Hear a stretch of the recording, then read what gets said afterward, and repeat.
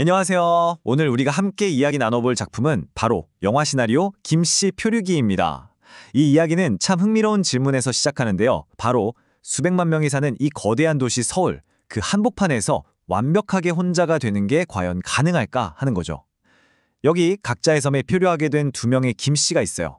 한 명은 진짜 한강의 섬에, 다른 한 명은 자기 방이라는 마음의 섬에 갇히게 됩니다.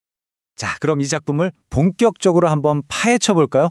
오늘 우리는 이런 순서로 이야기를 따라가 볼 거예요. 먼저 두 주인공이 도대체 어떤 상황에 처해 있는지 살펴보고 그들의 삶에 희망이라는 불씨를 지핀 아주 결정적인 계기를 분석해 볼 겁니다. 그리고 그들이 어떻게 아주 서투른 소통을 시작해서 마침내 세상 밖으로 한 걸음을 내딛게 되는지 그 과정을 함께 따라가 보겠습니다. 자, 첫 번째 순서입니다. 두 명의 표류자, 김씨. 여러분, 작가가 왜 두 주인공 모두에게 한국에서 가장 흔한 성인 김씨라는 이름을 붙였을까요? 이게 아주 중요한 장치거든요.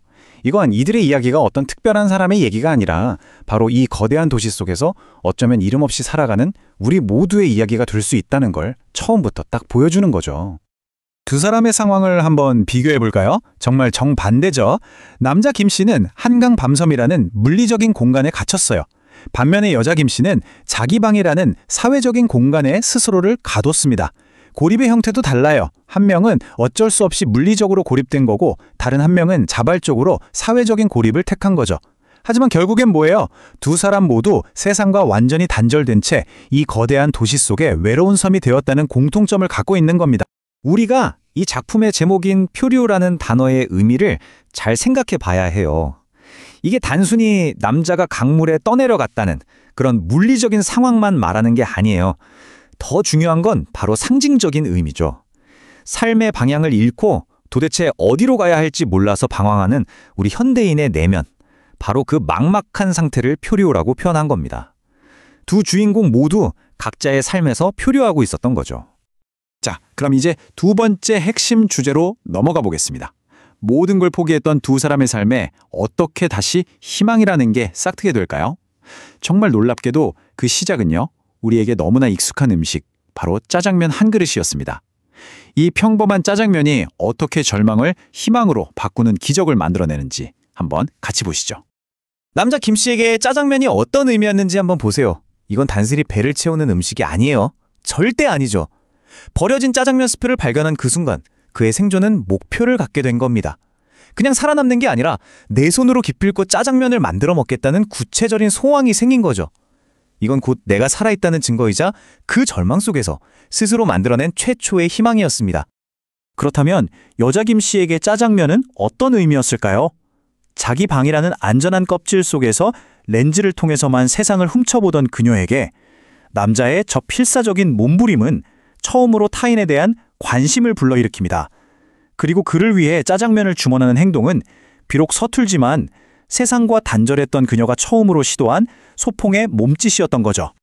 바로 이 지점에서 이 작품의 핵심 메시지가 드러납니다.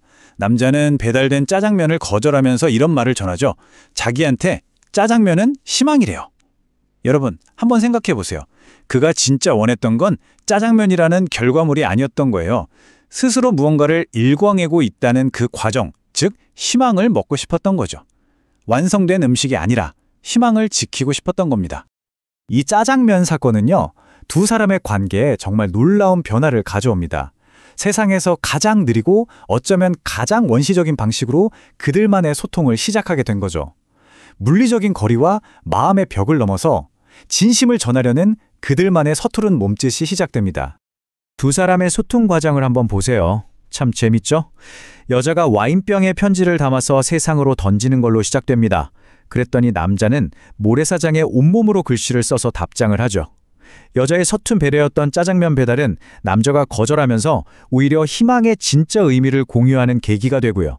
이렇게 느리고 불편하지만 그 어떤 대화보다도 진실된 소통의 과정이었던 겁니다.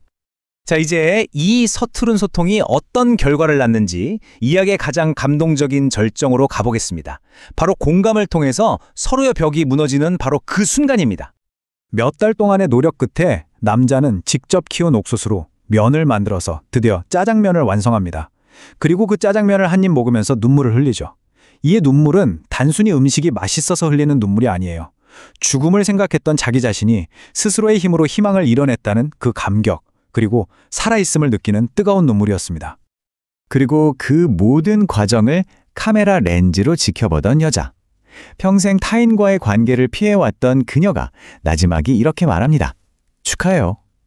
그녀의 인생에서 처음으로 타인을 향해서 건네는 진심 어린 공감의 한마디였죠. 그리고 바로 그 순간 여자의 눈에서도 눈물이 흐릅니다. 근데 이 눈물은요, 자신을 위한 눈물이 아니에요. 타인의 기쁨과 노력에 온전히 공감하면서 함께 흘리는 눈물. 이 눈물 한 방울이 그녀를 변화시키는 아주 결정적인 순간이 되는 겁니다.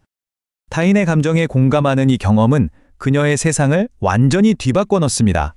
세상에서 가장 안전한 피난처였던 자기 방, 그 붙박이장이 갑자기 너무나 답답하고 좁은 창고처럼 느껴지기 시작하는 거예요.